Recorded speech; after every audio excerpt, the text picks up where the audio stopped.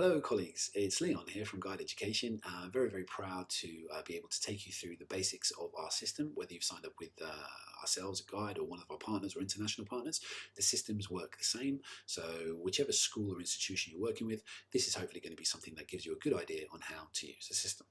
Now, the first and most important thing is for you to be able to find what it is you are supposed to be studying. So any of these courses that are available to you here, that will take you straight to video content. So let's say I'm going to this teaching assistant course, and you see here I've got 5 different elements, and when I click on them, all they do is they upload the different elements just like you would on Netflix or say YouTube. Now what happens then is I will go into a video and I will be able to watch the video and download video and audio transcript if I'd like to listen to it on the way home in the car, or if I want to read it later on, and obviously any support resources we have there as well. Now once I've watched the video, it's important for me to be able to reflect or note something on the video. Now your school may ask you to do this in different ways, so there's lots of different ways in which you can upload quote-unquote evidence or answer. So if I play the videos, you see now that I'm in assessment mode, I will get to a point where I am able to have Hello and welcome play. to this tutorial. And when I get to Today this point here in the video, I will find that it's going to stop and pop up with a question. So I've picked my video, I'm watching my video, I've gone to assessment mode, and then you just watch also know information about students as well, but they might not be the best first contact. And there you see a question has popped up for me. Now some of the questions are going to ask me to as this. I think I will X, Y, Z, and I'll just be able to submit the answer, and then the video will continue as normal. But in some instances, I will answer things in a different way. So let's say I'm actually doing my QTS assessment only. What I want to be able to do is I want to get feedback on any given thing that I'm doing. So I'm just going to show an example here. What I'm able to do, instead of just answering with my video, what I'm able to do is I'm going to upload an answer. So here again, I come back and I switch to assessment mode. And when I come to this section here, and under different circumstances, have the question pop up again, and again I can submit my answer as I have done here. But what I can also do is I can upload myself in situation, doing what it is I'm doing, showing that I can actually put what I've learned in the video into practice, or showing an example of what needs to be seen for a certain standard or for a certain criteria point. And so what happens is then I can upload this evidential file, and I can upload one either from a screen recording or from my phone or anything. And this is normally take the place when we recommend video files.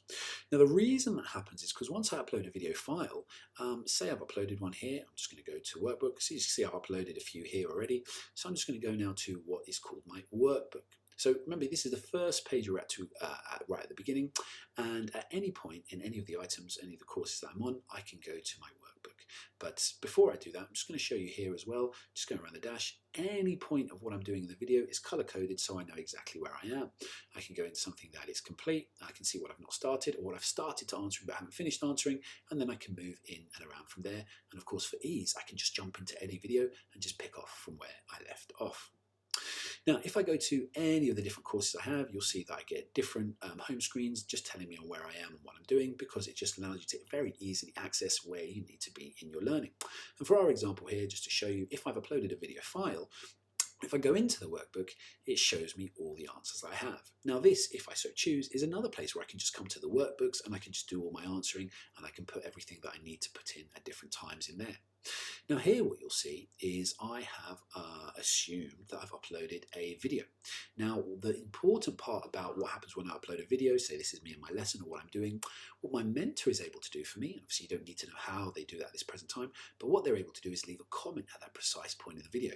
So let's say that I need help with some behaviour management, or with a lesson transition, or with my plenaries, or whatever it is I'm doing.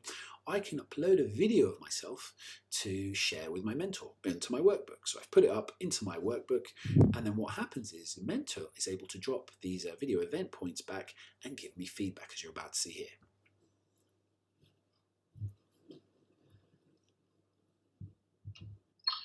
Really impressive to see you walking around the class like that, taking full control. And there you see my mentor is able to give me feedback on my video from anywhere in the world at any time.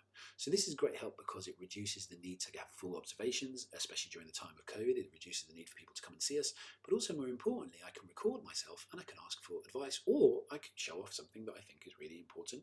So if as the school comes up with a range of items and we want to see certain best practices within school, instead of someone coming around on a learning walk, which is quite random and arbitrary, I can actually send something up and then have some detailed feedback. Because obviously, as you know, one of the things about observations, the problem is I might have an observation, then I might not be able to see someone for the next week, at which point the lesson's got a bit fuzzy. And also because we're not using video, it becomes rather subjective. I remembered it this way, you remembered it that way. Whereas if I have video, it becomes much more objective. So what we found is from working with hundreds of schools and thousands of teachers, that this is a brilliant way of actually supporting each other to actually have a feedback loop where my mentor can feed back to me in these points here. Now, all of the system works like that. It encourages that feedback loop throughout. But let's say now I just wanted to help myself time how I was going to do things. So let's say here I wanted to go and improve myself as a secondary school teacher, and I know that I've got some time where I want to do some self-reflection, or I've got some guided learning, my own guided learning time. What I can do is I can click on these different calendar icons and I can set up what we call, as you see in the bottom right hand side here, a learning schedule. And when I click my learning schedule, I might call this Danny revision, or I might call it Danny's, whatever I want to call it. And then I pick the days in which I want to do that work. It might be aligned to protected time in school. It might just be for my own interest. But I say I want to cover those 3 units, and I want to cover them within a specific time period. So what I'm going to be doing within that, I'm saying I'm going to complete that by the 31st of December. I'm going to create that schedule for myself. And then when I go into the schedule, what we'll see, it will take all the videos that I said that I want to cover within that time period, and it's going to place them, as you see, across the time period that I've set, on just the days I've set. So as you can see here, on the Mondays and Tuesdays which I chose, it's going to give me all the different videos that I actually wanted to follow through and complete. So I can set myself targets, I can get better feedback from my mentors and from my teachers, from my mentors in school and from my support staff, and then I can work through it that way. Now, a third way, which is really, really useful, is actually looking through and actually annotating and seeing where I am in my learning experience. As mentioned earlier, all the items that I complete are color-coded, and by pressing resume, I will just jump back into the last video I was on, so I can very quickly and easily be back where I am. Now, that's just a few of the features that are useful here, but it should give you an idea of how to use the base of the system and how to work through the system. Now, one of the most important things in what we are trying to do is to make the support in this system as easy as possible. So you do not need to go to your mentor or anyone in the school with any of the items. On the hub where you logged in, you will find a help desk contact form. So the really, really easy thing about this is you can put in your query and the name, any issue that you're having, and most importantly, add a file, a screenshot, or a video recording of the problem that you're having so we can get to it straight away. Now, this doesn't go to the school, it goes straight to the support team over at Guide Education who create the system, so you'll be dealing directly and instantly with one of their team to help you fix and resolve the issues. Now, this obviously saves the burden on the IT team in school and the management in school, so you're actually dealing with the people who can fix the problem instantly, and they will do their best to respond to your query within 24 hours, so you have as much support as possible. We hope that gives you a good introduction to how to use the system as a learner, and that you enjoy your learning journey on the system.